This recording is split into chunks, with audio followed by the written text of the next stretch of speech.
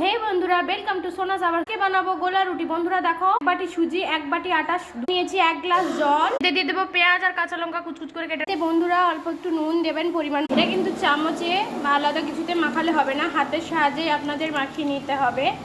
আমি কিন্তু সুজিটা কিছুক্ষণ রেস্টে দিয়েছিলাম যাতে একটু ফুলে যায় বা মিশিয়ে নিতে সুবিধে হয় আটার সঙ্গে।